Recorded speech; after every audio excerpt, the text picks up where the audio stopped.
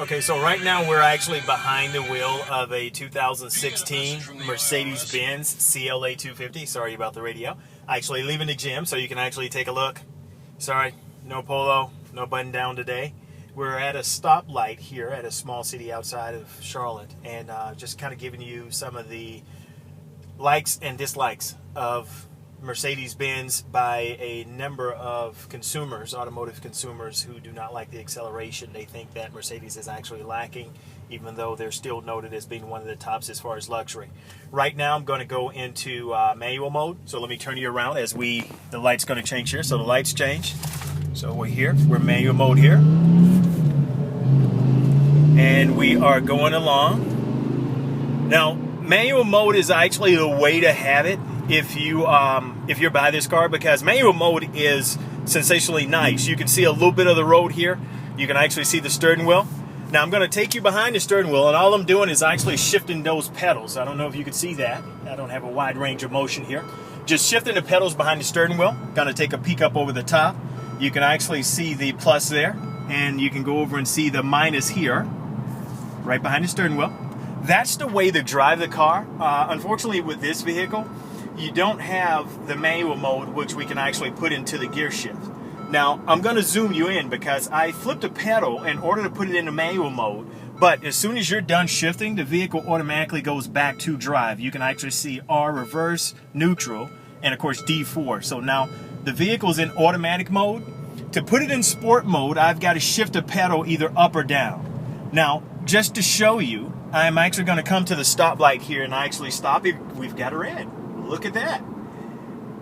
And of course, there again, I apologize for the attire. I actually leaving the gym on a Tuesday morning here in September. So if I actually accelerate, and you can see a little bit of the road, a lot of short shifts.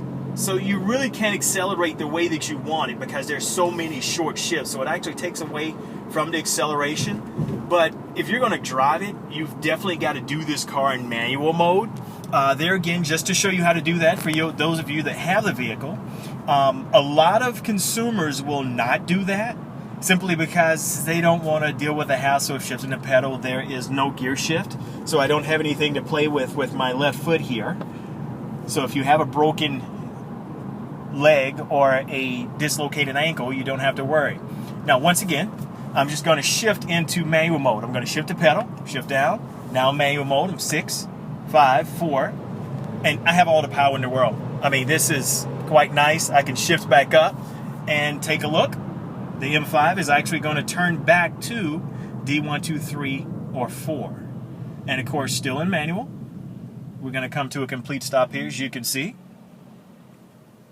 And back to D1. So I'm back to automatic mode. Going to give that one more shot to show you exactly what the acceleration is like in automatic mode. So I'm going to kind of zoom out so you can see a little bit of the roll, a little bit of the gear shift as we turn left here.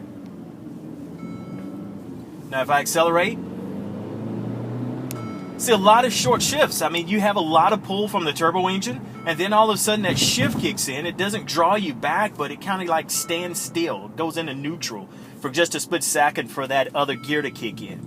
Not a big fan of that, because if you're late somewhere, late to work, you find yourself kind of leaning forward a bit, trying to get prepared for that extra kick.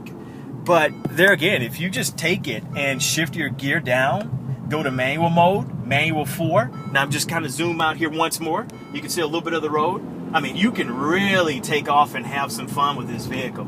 As you can tell, I got up to 50, moving 5 to 10 miles per hour. No big deal at all. Now, once again, we are actually driving the 2016 Mercedes-Benz CLA250.